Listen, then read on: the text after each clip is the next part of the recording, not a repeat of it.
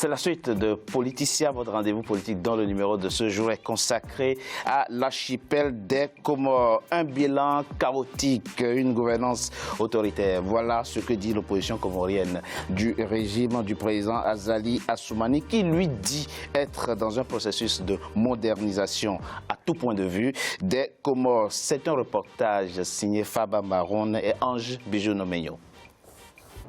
Aux Comores, les incidents se suivent et se ressemblent depuis un an. Contre l'adoption d'une nouvelle constitution en juillet 2018, l'opposition crie au scandale.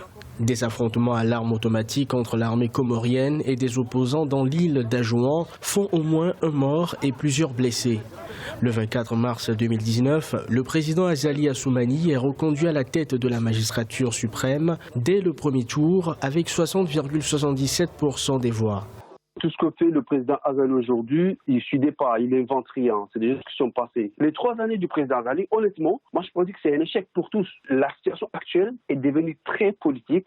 Tout est politique, on parle que de la politique, alors que réellement, le citoyen lambda, il est là, il a toujours sa même routine de galère. L'enseignant, il est payé 1 mois sur 3. Le pêcheur, il est là, il se perd un verre, personne n'est capable de le repérer. En fait, ce que j'essaie de dire, c'est que tous ces gens qui sont sur la place politique, ils sont les mêmes, qu'ils soient au gouvernement ou en dehors ou dans l'opposition. L'opposition comorienne dénonce avec récurrence ce qu'elle appelle les dérives autoritaires du président Assoumani. Le président comorien a déjà dirigé dans le passé et c'est un bilan négatif que dresse l'opposition de sa gouvernance. De 2002 à 2006, sa présidence a été entre autres marquée selon celle-ci par une situation de blocage des institutions née du refus du président de l'Union de procéder au transfert des compétences aux entités autonomes comme le prévoit la Constitution. En juillet 2018, soit 2 ans après son retour au pouvoir, une nouvelle constitution est adoptée après la dissolution de la Cour constitutionnelle. Les nouveaux textes remettent non seulement en cause le système mis en place en 2002 pour mettre fin aux crises séparatistes, mais permet également au président Assoumani de briguer 2 autres mandats successifs au lieu d'un et par conséquent d'être éligible jusqu'en 2029.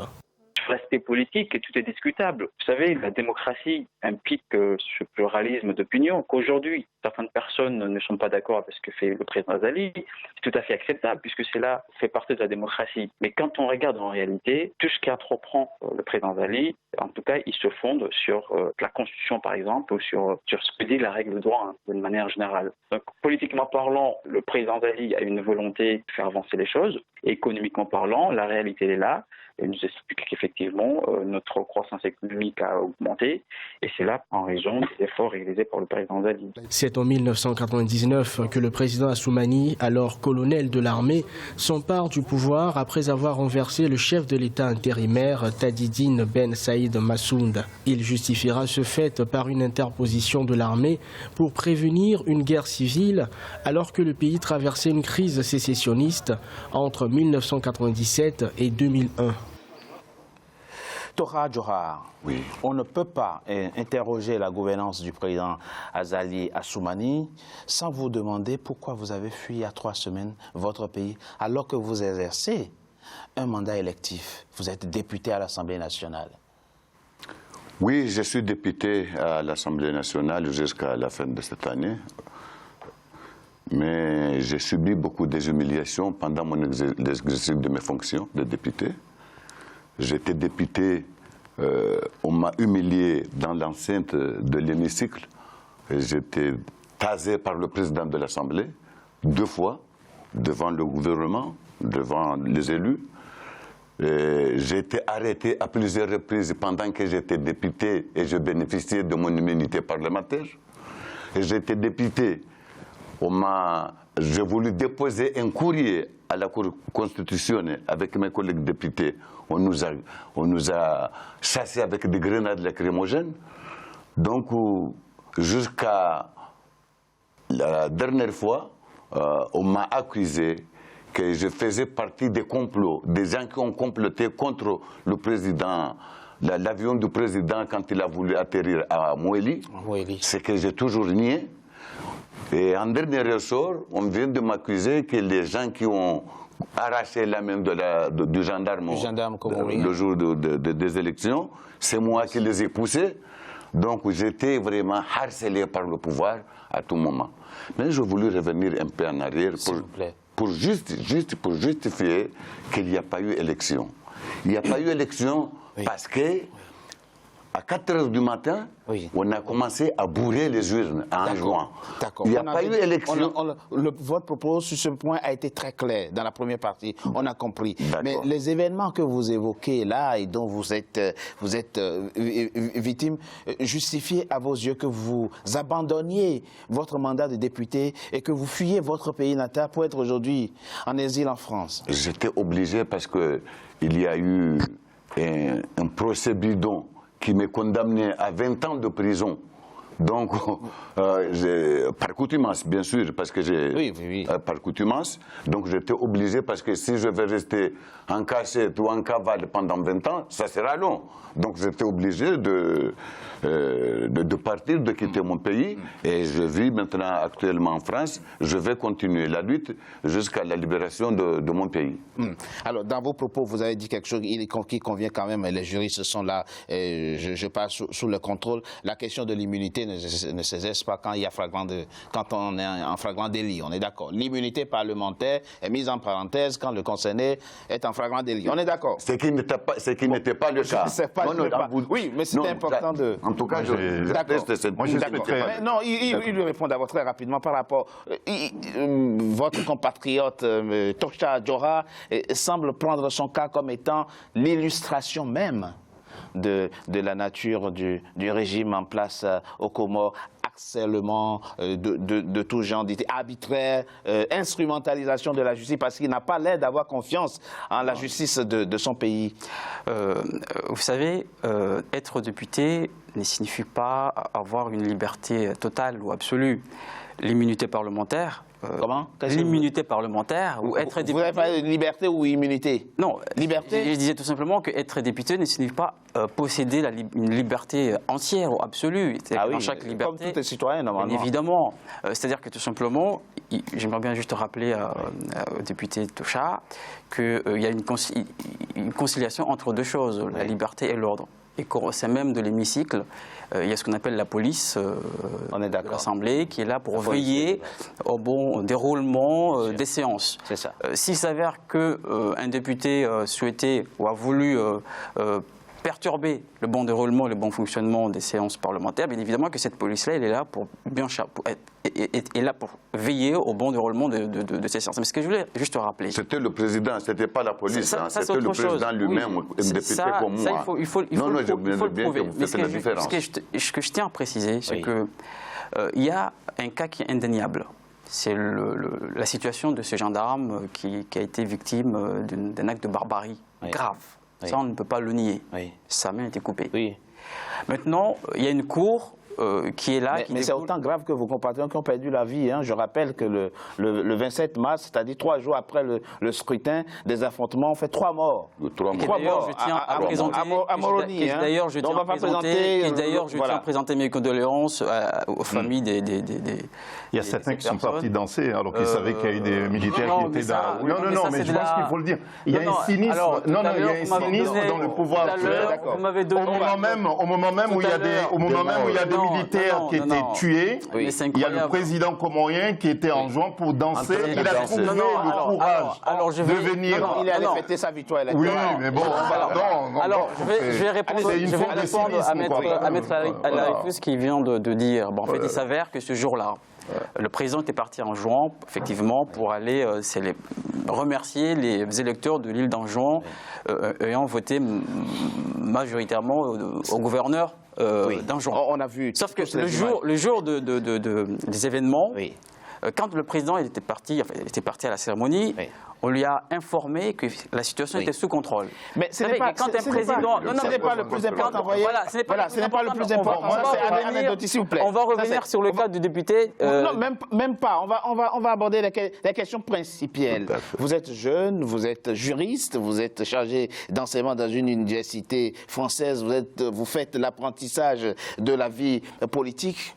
Vous pensez aujourd'hui que dans votre pays, les Comores, l'exécutif, le législatif et le judiciaire sont totalement indépendant, qu'il n'y a pas de prisonniers politiques dans votre pays, les Comores, pardon, et qu'il n'y a aucune espèce, mais alors aucune espèce, tout est perfectible, mais aucune espèce d'instrumentalisation de la justice contre des opposants.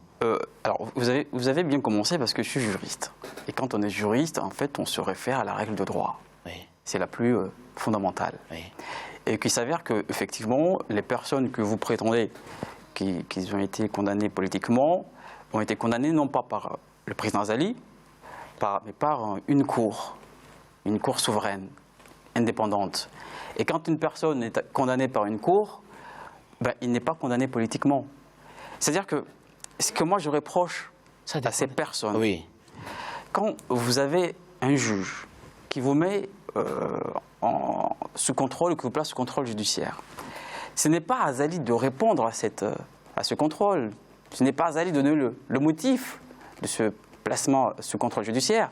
C'est au juge d'instruction. Bon, au lieu d'aller poser la question à ces juges d'instruction pour quel motif ces personnes sont placées sous contrôle judiciaire, eh ben en fait, ils s'acharnent sur le président Azali. C'est ce que moi, vous pensez, monsieur Atoumani, vous pensez aujourd'hui que les deux anciens présidents, Mohamed Sambi et Ikililou Douanine, qui sont aujourd'hui, certains disent déjà qu'ils sont en prison pratiquement, parce que résidence surveillée, ils assimilent ça à la prison. Vous pensez que ces deux anciens présidents, qui sont aujourd'hui en prison pour ainsi dire, de même que les autres de l'opposition, vous ne pensez pas qu'ils sont victimes de quelconque règlement de compte politique? Pouvez-vous alors nous donner des exemples de proches du président qui ont maille à partir avec la justice? Écoutez, très récemment, le président Sarkozy venait d'être placé sous contrôle judiciaire. Est-ce que vous pensez que c'était sous l'initiative du président Macron? Il faut arrêter. Encore une fois, je le précise, les Comores, c'est un état de droit. Nous avons des pouvoirs qui sont séparés, avec une justice qui est là et qui exerce son pouvoir. Aujourd'hui, si le président Sambi a été mis en résidence surveillée, mais ce n'est pas par Azali, c'est par un juge d'instruction, c'est parce qu'il y a une enquête qui est ouverte contre lui. Maintenant, moi je ne suis pas ce juge d'instruction, je ne pourrais pas vous répondre parce que je n'ai pas les réponses à vous donner sur son dossier. Si, encore une fois, si vous voulez des réponses adéquates, vous n'avez qu'à inviter ce juge d'instruction. Mais encore une fois, nous n'avons pas à s'acharner sur Azali, alors qu'on sait très bien que lui, il a sa politique gouvernementale, c'est de faire des Comores un pays émergent d'ici à l'horizon 2030. Mais non, ce qui moi, j'aimerais bien reprocher à ces personnes qui prétendent être de l'opposition, c'est d'expliquer le pourquoi. Par exemple, le président Sambi a été placé en résidence surveillée. Ça, c'est très fondamental, puisque le peuple comorien a besoin de le savoir. Au-delà d'aller... Une affaire de vente de passeports, 48 000 passeports qui auraient été effectivement vendus au lieu de 4 000, 900 millions de dollars, nous dit-on. Bien évidemment. Mais monsieur Atoumani, ce mardi 21 mai, l'ancien gouverneur de la Grande Comore s'est enfui de votre pays à bord d'un Kwassa pour regagner la France. D'abord Mayotte, puis la France. Là aussi, on est dans des affabulations, il y a une part de fantasme là-dessus. Ah bon? Vous savez pourquoi? Allez-y. Je pense que... Il est seul contre vous. Il m'a donné une leçon de morale. Allez-y. Expliquez-nous. Vous avez l'occasion justement d'apporter des démentis aux accusations. Il y a une part de fantasme là-dessus. Vous savez, l'ex-gouverneur Hassan Hamadi a été candidat à l'élection présidentielle. Oui. Vous savez? Oui. S'il a pu se présenter à l'élection présidentielle, c'est parce que nous sommes dans un état de droit. C'est vrai, vous avez raison. Mais d'accord. Vous avez raison. Et il s'avère qu'à l'heure actuelle que je vous en parle, l'ex-gouverneur n'est pas poursuivi ni par la justice. Il n'y a aucune enquête qui est ouverte contre lui. Ah ben c'est déjà annoncé, une enquête... Non, pas pour l'instant. Une enquête va être... Oui, mais peut-être que dans le futur, moi je ne peux pas le savoir. Mais pour l'instant, la banque de... Deuxième chose, c'est que moi je ne comprends pas. Pendant des années, on a lutté contre les Kwassa, donc les personnes qui empruntent ces bateaux pour aller vers Mayotte, pendant des années. Ça demeure la politique menée par tous les anciens gouvernements. Et qu'aujourd'hui, quand on voit un ex-gouverneur qui fait la même chose, qui est des simples citoyens qui empruntent ces corsos comme ça pour aller vers Mayotte, moi je trouve ça très regrettable. Vous trouvez ça très regrettable? Même s'ils ont des raisons légitimes de le faire. Ça c'est autre chose, mais qu'un gouverneur fasse une chose pareille, c'est quand même regrettable, parce que quand même il fallait montrer l'exemple. Maintenant, ils viennent tous s'exiler en France. Moi je ne vois pas ce que la France peut apporter aux Comores. C'est-à-dire que les Comores c'est un pays souverain. Vous dites quelque chose de très intéressant. Ils veulent tous s'exiler. Ils s'exilent en France alors que... Créer alors les conditions de retenir tous les Comoriens au Comores pour construire les Comores ensemble. C'est pour ça que je vous dis, M. Togbé, que ces personnes qui prétendent incarner l'opposition ne constituent pas le contre-pouvoir. Puisque, en fait, alors je tiens à le préciser ici, il a fallu s'y opposer, par exemple, au référendum. Mais leur seul argument, c'était de dire quoi? Il y a eu un taux d'abstention. Mais vous savez, la France, à l'an 2000, lorsque le président Chirac avait présenté le projet de référendum qui fait passer le septennat vers le quinquennat, il n'y a eu que 30% de participation. Et pourtant, le référendum a eu lieu. Vous aimez les comparaisons. Non, mais c'est pour dire qu'effectivement... Votre propos, il est clair. Les Comores, c'est un État de droit, souverain. Un État tout à fait souverain. La justice est totalement indépendante. Les juges d'instruction font leur travail de façon tout à fait indépendante. Vous dit-il? Écoutez, moi, je